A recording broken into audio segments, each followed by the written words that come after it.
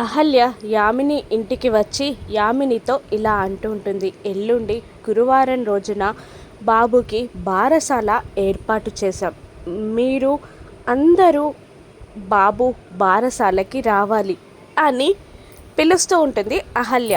దాంతో యామిని కోపంగా, లేదు మేము ఎక్కడికి రాము, మేము రావడమే కాదు శ్రావ్యని కూడా పంపించం అని అనడంతో అతిథి హ్యాపీగా ఫీల్ అయిన శ్రావ్య మాత్రం బాధపడుతూ ఉంటుంది.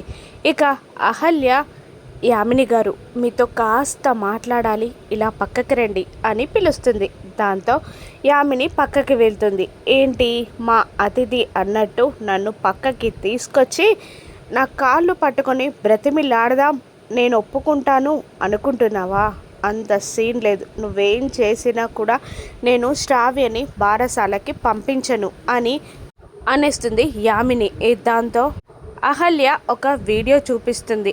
అందులో ఒక వ్యక్తిని కుర్చీకి కట్టేసి ఒక కత్తితో అహల్య ఆ వ్యక్తిని బెదిరిస్తూ ఉంటుంది. చెప్తావా చెప్పవా, శ్రావ్యని కిడ్నాప్ చేయించిందెవరో చెప్తావా చస్తావా అంటూ ఆ కిడ్నాపర్ గొంతుపై కత్తి పెట్టి అహల్య బెదిరిస్తూ ఉంటుంది.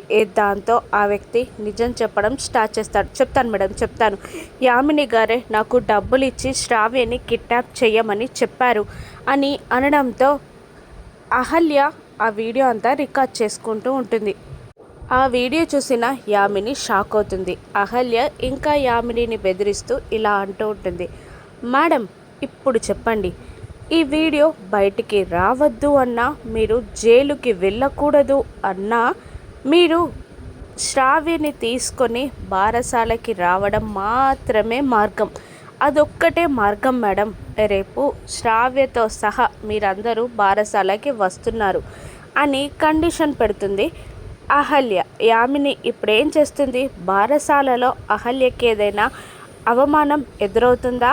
అహల్య బారసాల రోజున ఇంటి నుండి వెళ్ళిపోతుందా? లేదంటే గౌతమ్ తన ప్రేమని అహల్యకి ఎక్స్ప్రెస్ చేస్తాడా? రాను ఎపిసోడ్స్లో చూద్దాం. Thank you for watching.